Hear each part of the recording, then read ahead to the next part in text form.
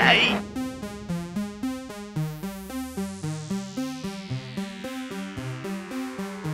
Hey, well, an teachtain seo tá mbeadh seo in san RDS ag freastal CODERDOJO agus caithfidh mé rá tá sé ionntach beagar seo.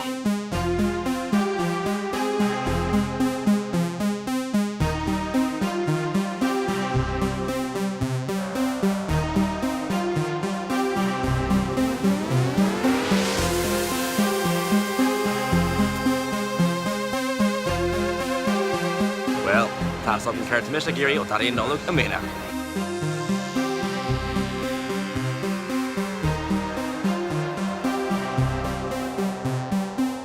Cool dom an shot at chance dul ra caihí daoine teach suas agus droichead lads ar dhéanú agus dearú lei gan siad scrúdú agus beidh dúir sé dulgadtí an droichead is lidre.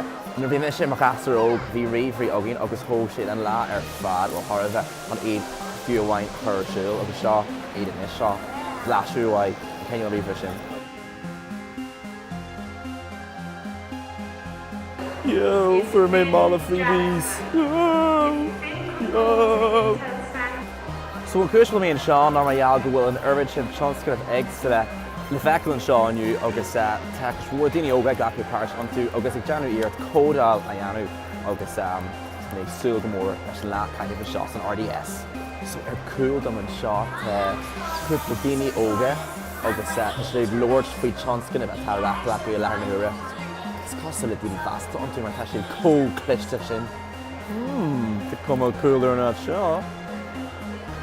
Cead a tíí. Drop sé long?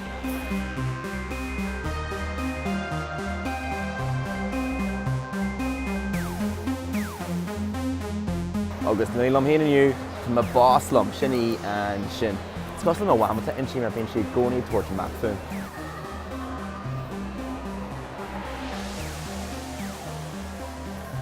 Ar aon lá fad ag siúlthart as mar seo bíonn tartart agus sin an feadh. Shit, Chaith Micheál.